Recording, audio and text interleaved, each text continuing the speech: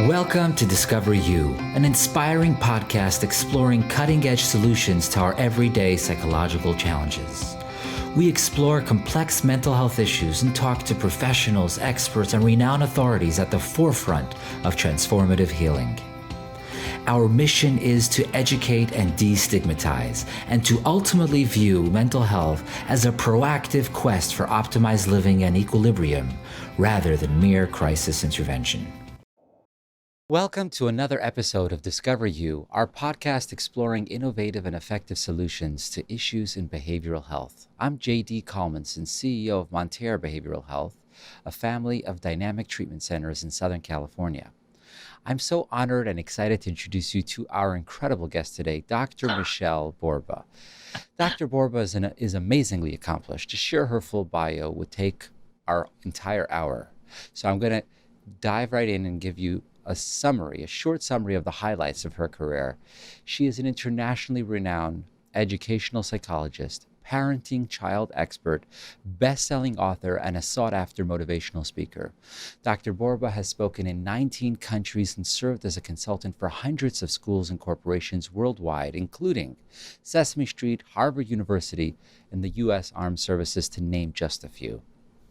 Dr. Borba is a regular on The Today Show and has appeared on countless other media outlets, including Dr. Phil, The View, and CNN.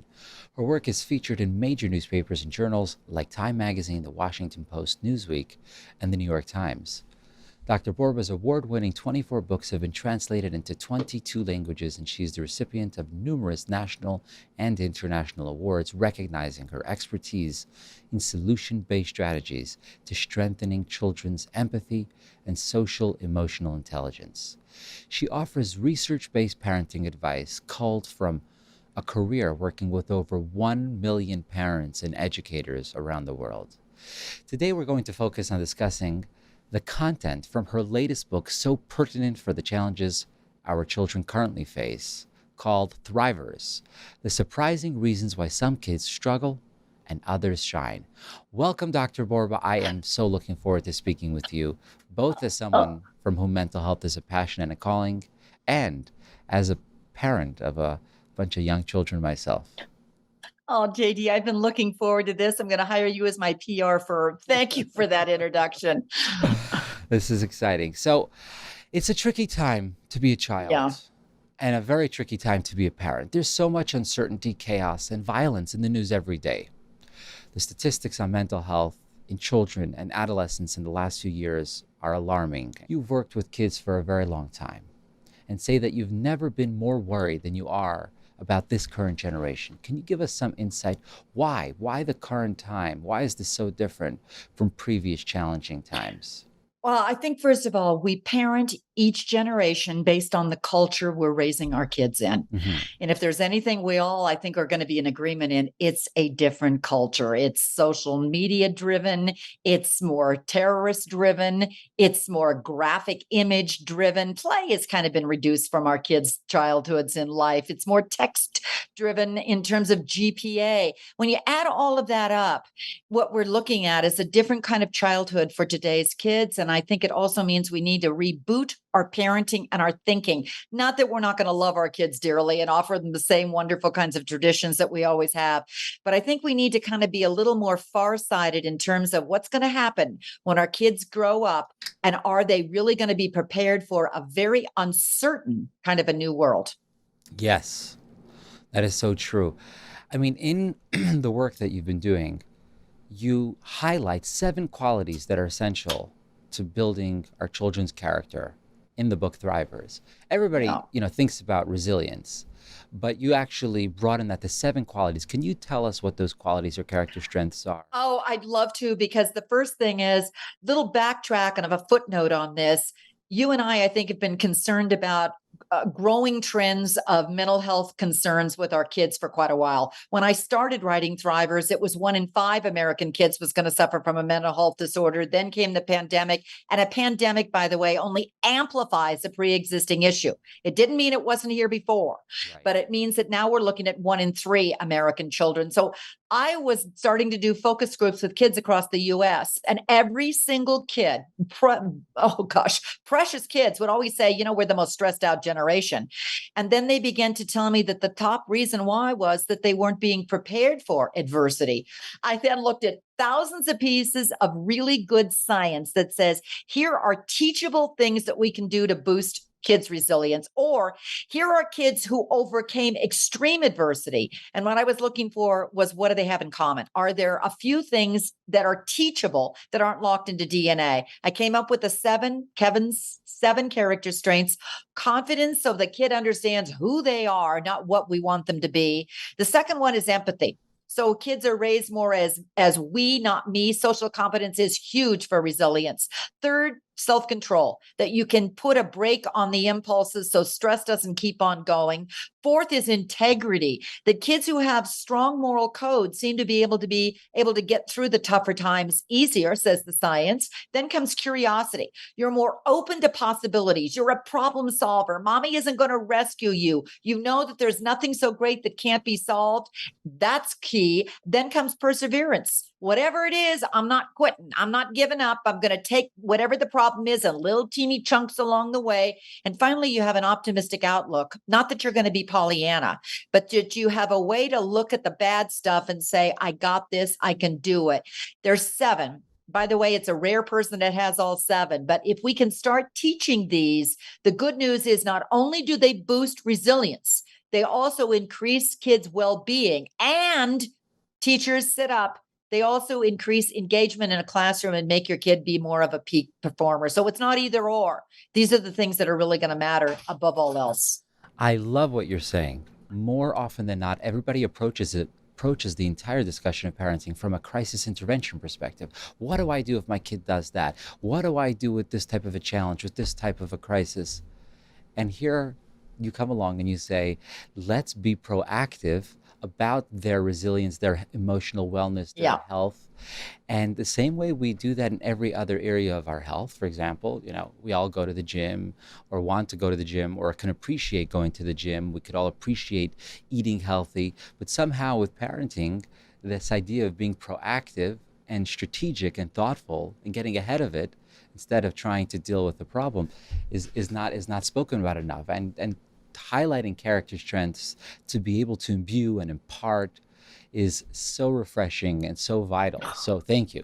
That's you. Oh, no, thank you. I think we all need to get on board together. Yeah. We need to reimagine parenting so our kids do turn out right. I think the most dismal stat I saw was that 77% of the time we focus on our kids' deficits. Yeah. What do we need to fix? As opposed to what are their strengths? If we lead with their strengths, I mean, it doesn't mean you're not going to stop helping them when they're struggling in math, but let's focus the majority of time on preventative measures, find out who this child of ours really is, and then lead that way. We're going to create a happier, healthier kind of a kid who's also going to be more purpose-driven.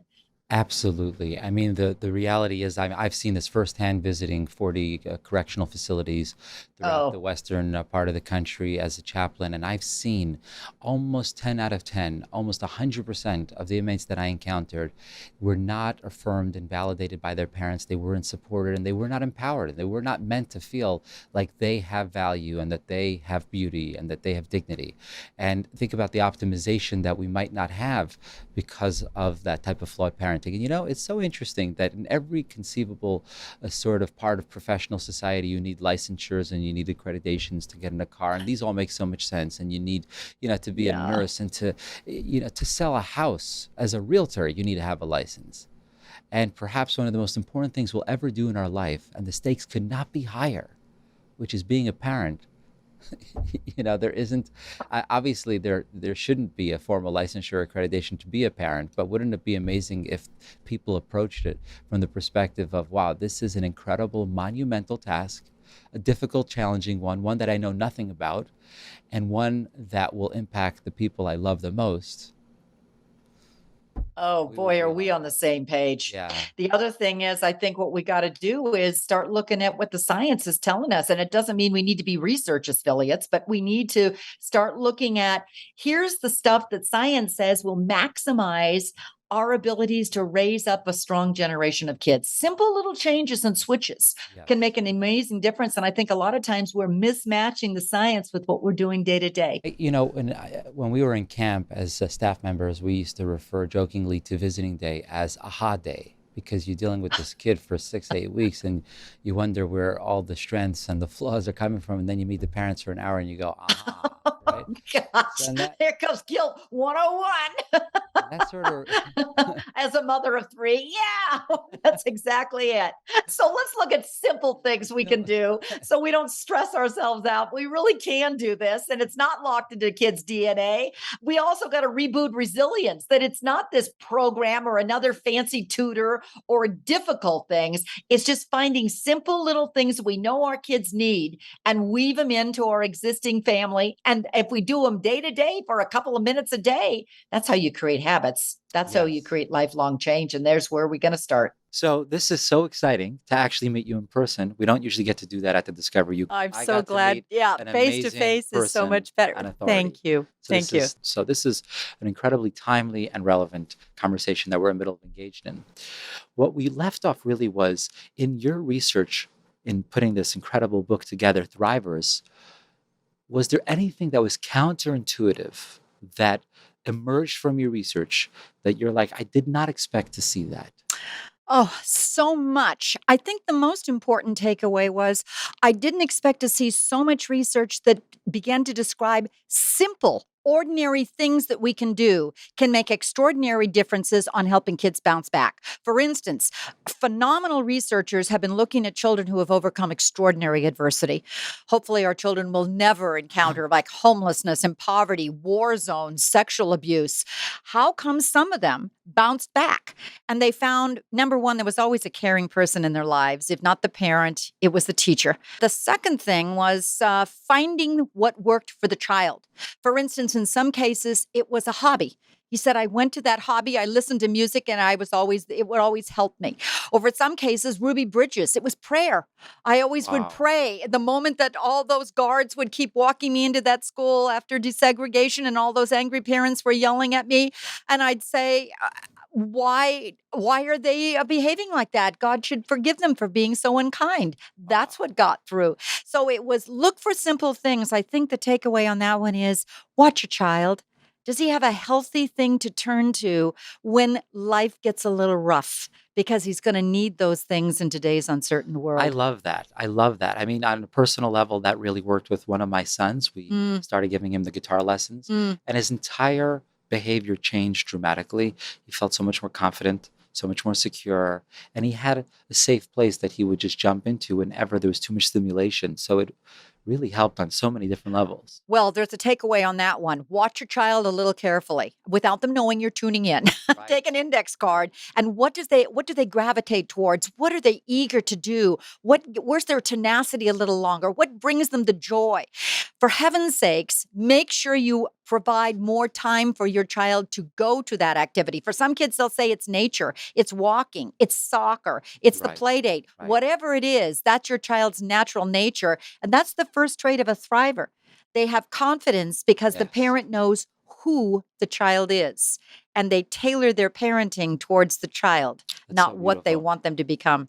I haven't seen the data, but I've been told that other countries outside of America, specific countries, have much lower rates of addiction and suicidality because the family unit, specifically the parents, have so much of a stronger presence and support that you literally see the results, because everybody will encounter adversarial circumstances at a certain point in their life. Life is not perfect.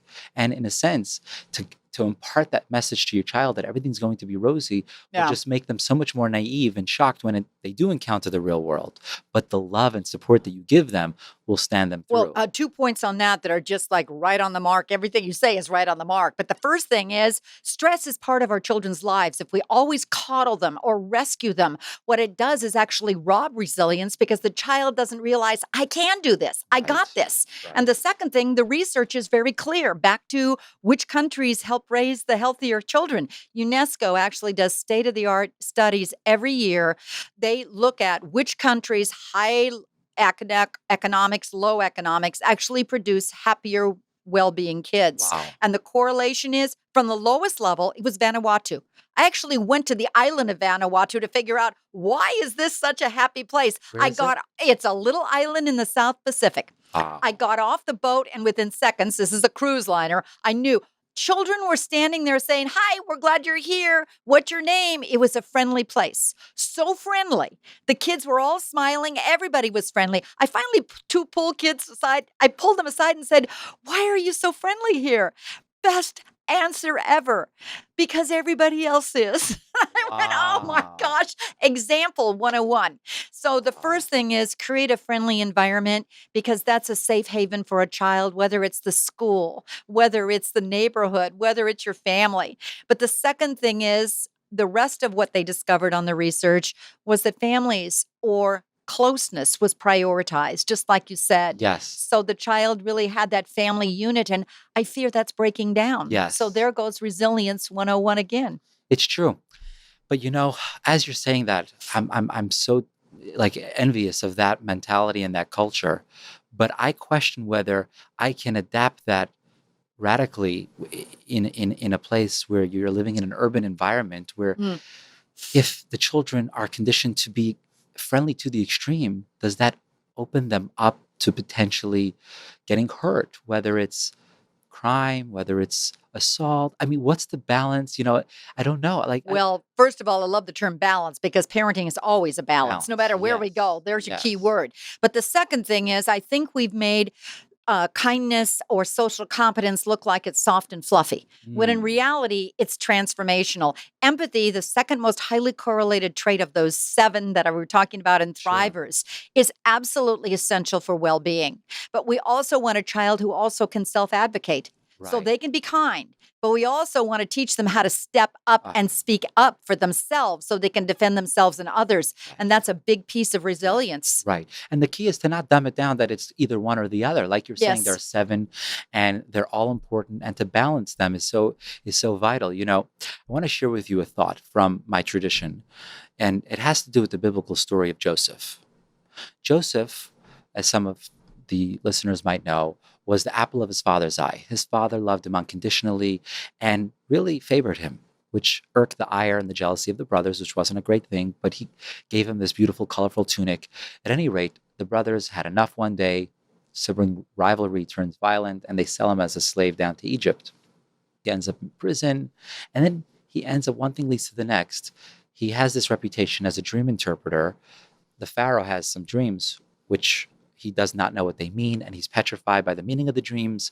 7 skinny cows and 7 fat cows, 7 skinny stalks of grain, 7 large stalks of grain. And he hears about this prisoner, this Hebrew prisoner who might have the answers. He takes him out of prison, and he says, "Can you tell me what this means?" And so Joseph says, "Well, they are referring to 7 years of famine and 7 years of plenty, which will plague Egypt, but the plenty will come first. And if you prepare for the famine during the years of plenty, you will not only survive, but you'll thrive because everybody else will end up, begging for food from you." And the Pharaoh not only listens to him, appoints him to be the viceroy. And everybody wants to know, why is Pharaoh so enamored with him? And one thought I heard was because what Pharaoh was able to detect in Joseph's interpretation and articulation of this interpretation is that it was coming from an experiential place. Because he, in his own life, experienced years of emotional plenty, an overabundance of love for his father. He was able to store it and inculcate it into a place where it became an integral part of his confidence, of his self-image. And even when he experienced years of emotional famine later, betrayed by his family, living in a foreign country alone, in prison, he was still confident, upbeat, and jovial because he had managed to take that years of emotional plenty and store it. And that really reminds me of what you were saying about, when you impart and imbue in your children that sense of deep unconditional love, it'll stand them through whenever they're teenage years or college years or later. They're going to experience years of potentially, emotional famine or just challenges that they never experienced as a child. I love that story. Yeah. And you've also just nailed something that's so, so critical. And that was preparing for the adversity. Yes. And I don't think we do that nearly enough or at all. That's What right. all of research says is resilience is made up of skills. Skills that are teachable. It isn't that you teach them at age 13 or 16 or 43. You start Right. when they're little. When don't speak for your child, let them speak for themselves. That would That's be right. number one. When they have a problem, age 4, honey, I know that your answer's inside your head. Let's just storm your brain of another idea. Right. Don't rescue them. We keep using those everyday moments.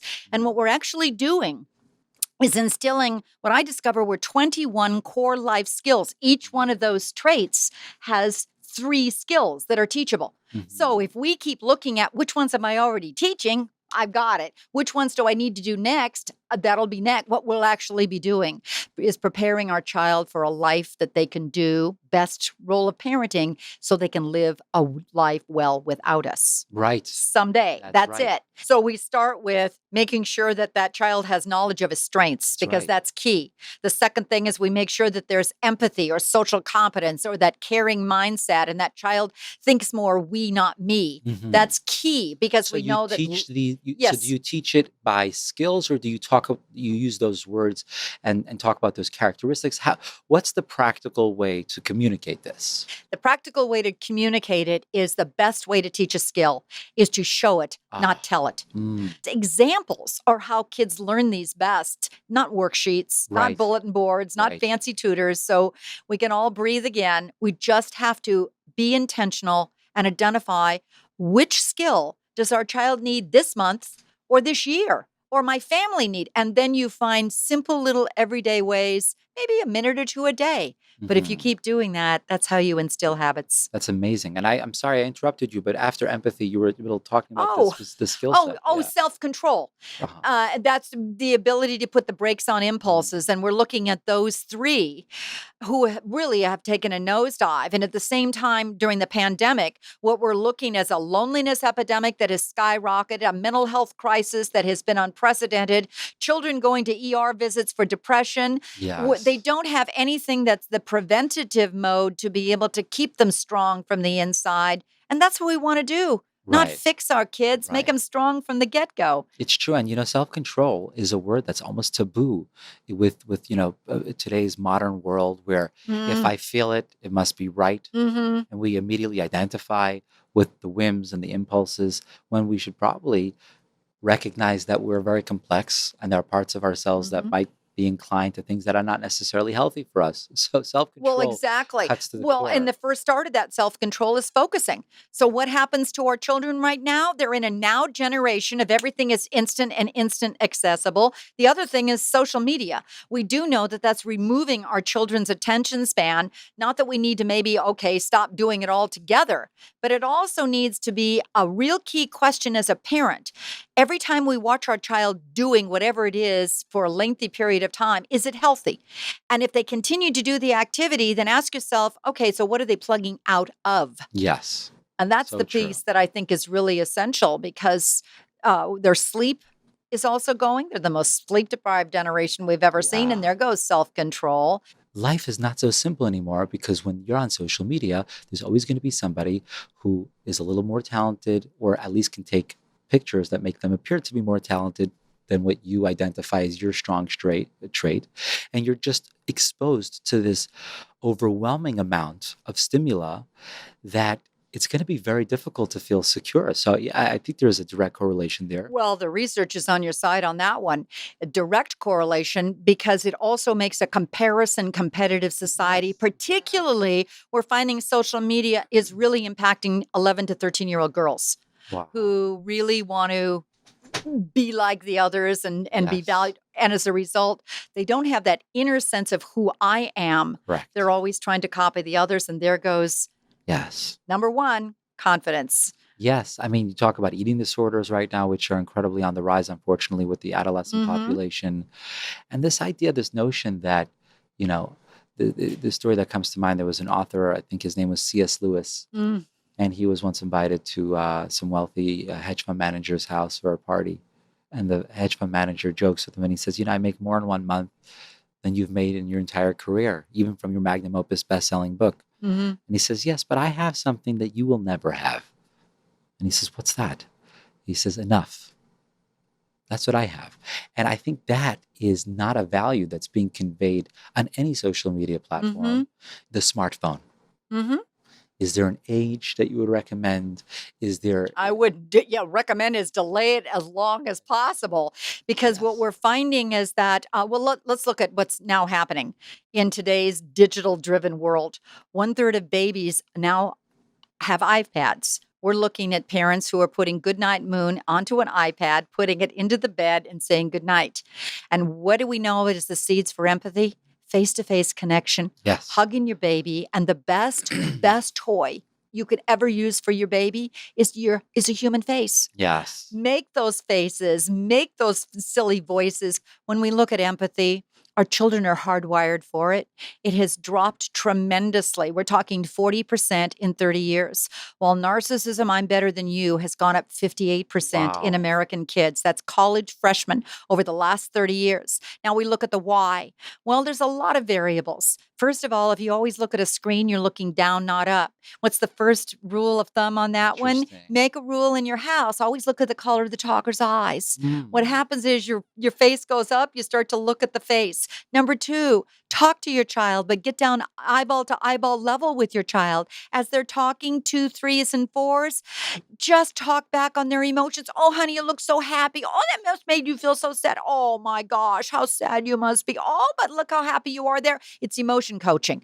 What they've Mm. discovered is that parents who do that simple little thing actually have children who are better able to read emotions. Later on, they become better at perspective taking and cognitive understanding. They're more engaged learners by the age of 9, 10, and 11. This stuff is so science-backed, but it's simple little rituals and routines. And the final thing is read. Don't stop reading to your child. Goodnight Moon, okay, but the Wednesday Surprise or the 100 Dresses, or why is Harry Potter and Wonder so popular to kids? Yes. Because it's literary fiction. Yes. You get into the shoes of the character. Yeah. You want to know something real fun to do? Put just an old sheet over the top of a dining room table. It's now a reading fort. And every night at 7:00, everybody goes in, drag the dog, drag the flashlights, and everybody read together. You don't have to do it when your kid is a teen, but I'm talking with the little kids. What happens is not only are rituals and routines, one of the best ways to reduce stress is just reading and enjoying one another. Yeah, you'll also increase his vocabulary, Right. but there's nothing better in terms of helping a child learn empathy by getting into the shoes of somebody beside themselves. And I love that you chose that as one of the first characteristics, because not only does it make society better, it actually encourages us to take care of ourselves, because we're Yes. empathetic with ourselves, our own health, our own wellness.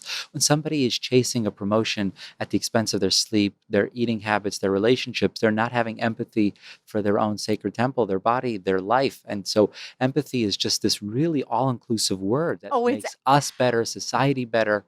Have you noticed something else happening across the world right now? It's called Burnout 101. Yes. What happened to burnout? Well, when stress builds, the natural phenomenon is you got to take care of yourself. So you dial your stress, you dial your empathy down to take Mhm. care of yourself. Right. And if you keep doing that, burnout becomes the outcome. Right. We haven't been connecting with Right. others. Our kids have losing out on those play dates, just soccer 101 on the field, simple things. Right. Just keep in mind that relationships really count, Yeah. and social competence is highly correlated to mentally healthier kids. It's incredible. I mean, one of the things you mentioned a second ago was about the time that you spend, the real FaceTime versus the iPad time.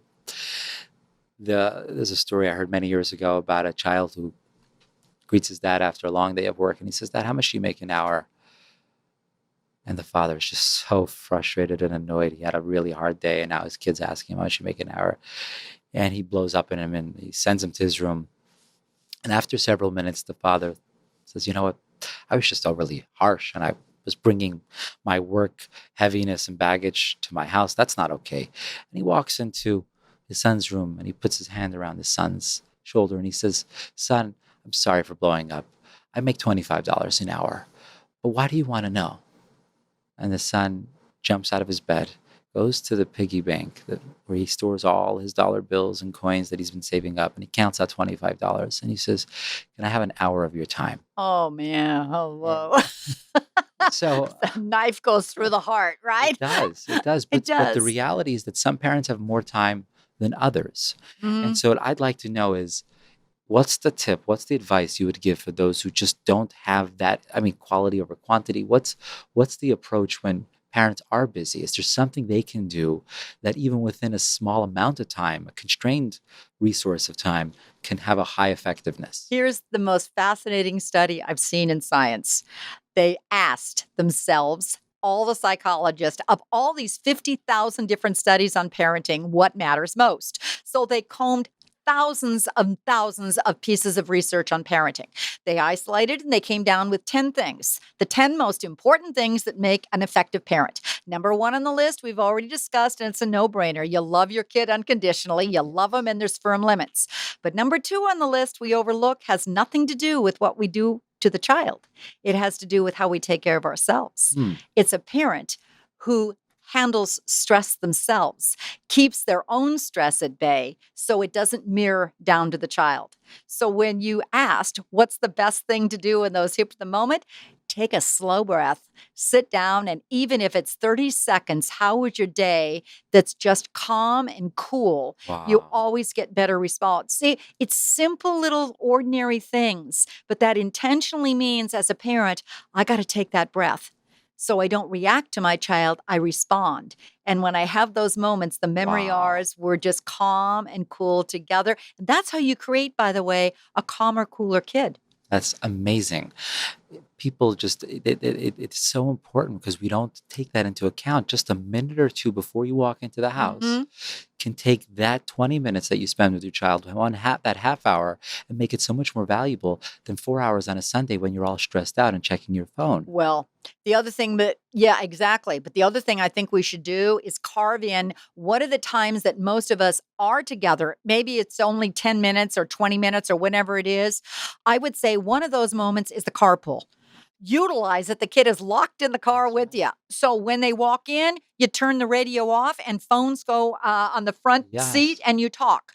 You aren't going to get an open conversation at the beginning if you haven't had that for a while, but use those moments when your child is there with you. Dinner time. If you're there to dinner, now some parents, it's not dinner. Maybe it's breakfast because Right. there's night shifts. Right. Whatever it works, make it that moment so that everybody's phone goes in a box. Yes. I mean, don't work so hard trying to make a living that you forget to live. And when you Mm. talked about the carpool, I love that so much because what happens is we're stressed in the morning, we Yes. get stuck in traffic, and there's this tense energy and we're frustrated. And the most frustrating part of traffic really is because we think that we're not supposed to be where we are. We shouldn't be in traffic. I mean, if it legitimately took you a longer amount of Yeah. time to get somewhere without traffic, you wouldn't feel frustrated because that's the distance. So at the root of feeling frustrated of being in traffic is because there's some part of you that feels I don't belong here right now and this is a waste of time. But if this is a bond building experience where I get to spend time with my child, not only am I spending time with them, it elevates and transforms the whole traffic experience. And maybe instead of trying to do so much, each month we just get a post-it and go, here's the one little thing this month I'm going to try to work on to be a better human being or a better parent. Put it on your mirror and keep watching it. You want to know how you can really be accountable to that? Tell your most verbal child to be your reminder. They Ooh, never let you down. Mom, remember we're that's supposed to be right. doing that 1+2 breathing That's right. stuff. That's right. Just simple things really make Yeah. a difference. So take your child from where they are and use the rubber band technique. Your goal is to gently stretch them without snapping them. Right. Keep figuring out where they are right now. And maybe each month or each week, teach them one little skill. You always identify the skill. Maybe it's, I don't care if it's making the bed or doing your own homework or putting gas in the car. What is it that they're going to need eventually? By the way, most high school kids say, finances. I don't have a clue on how to do my checkbook or how the heck do I make that work out? And I'm going off to college to an Ivy League school. I don't know what to do. So what do you think your child needs to be able to be Right. that independent, autonomous individual who says, I got it? So Mhm. you identify it. The first thing you then do is show the child how to do it. Show it. Second of all, you do it then together so that you're side by side, you're doing it. Then you step back a little bit and you say, show me. At that point, your child is going to be able to show you that he's doing it correctly, or maybe he's making the bed and not putting the fold right under correctly. No, let's just correct that.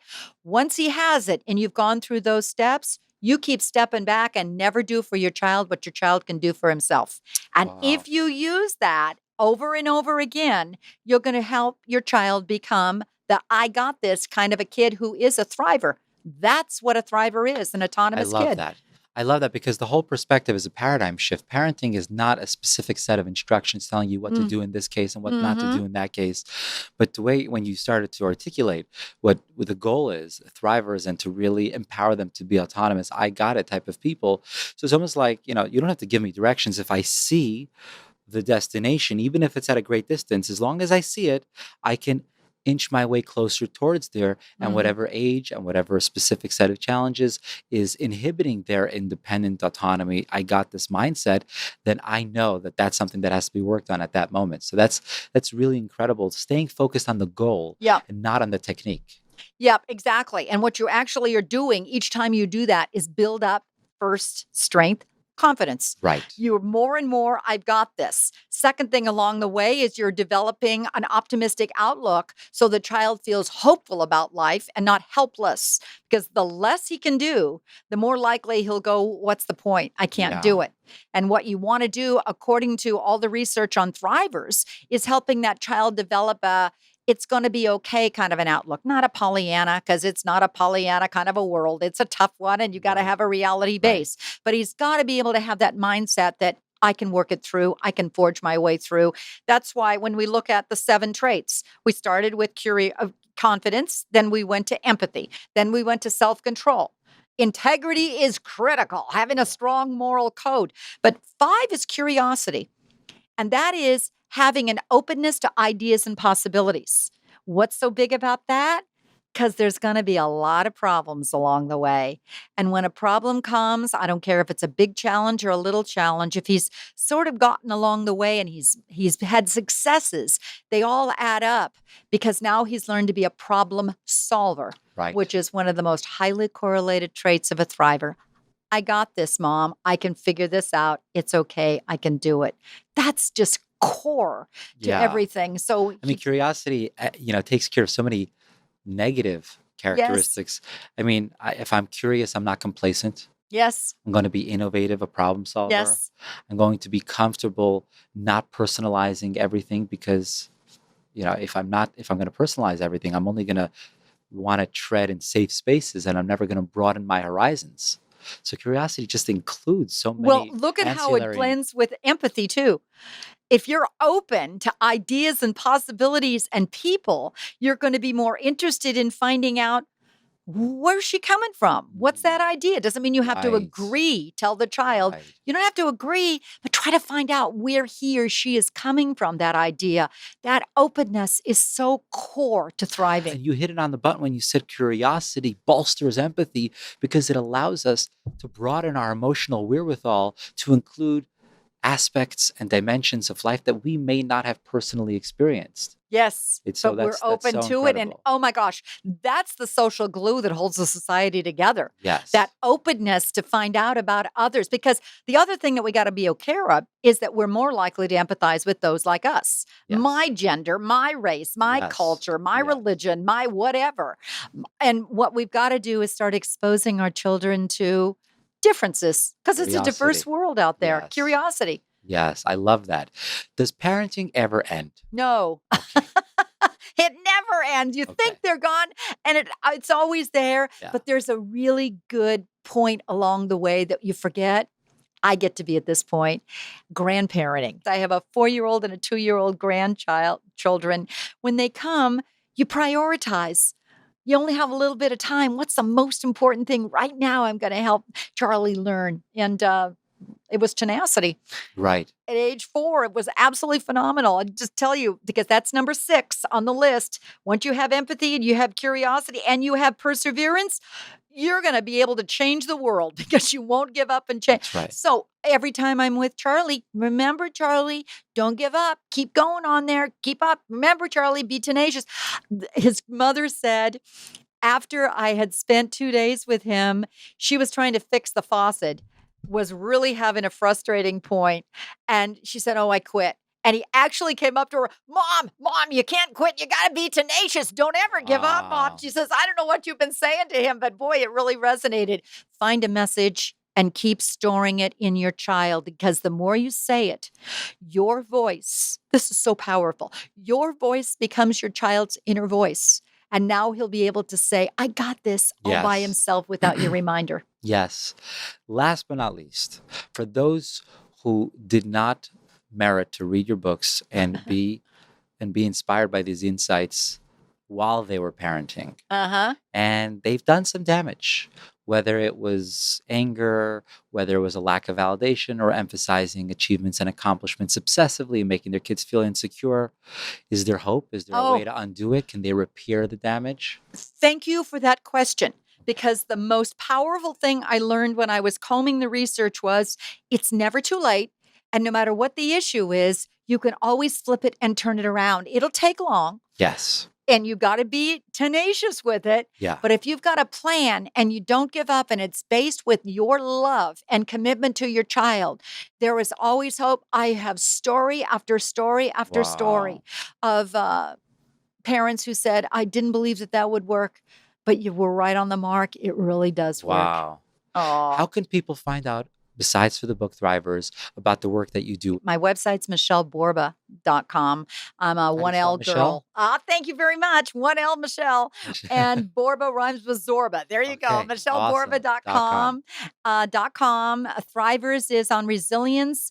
The book that I wrote just before that is called Unselfie, on how you raise empathetic children, with a lot of other books. But the goal is find one strategy at a time that works for you, and don't you dare give up, parents, because we've got one job, and that's to raise a strong generation of kids who thrive. God bless you. That is amazing. And your efforts and the work that you do should be so incredibly successful, because you're not just changing parents, but you're changing children, families, and generations. So that's amazing. Thank you. Thank you. And thank you for taking the time and coming in person. I'm so glad I did. This is such a great experience. And thank you to our wonderful audience. I hope you enjoyed this as much as I did, and are enlightened and inspired to walk home and to look at your children in the eyes and to give them the time of day so that we can really create thrivers. To find out more about the work that we do, you could always visit Montare BH, Behavioral Health, montarebh.com, and access the podcast, the Discover You podcast, at wherever you would get your podcast. Wishing you safe, serenity, and a wonderful rest of your day.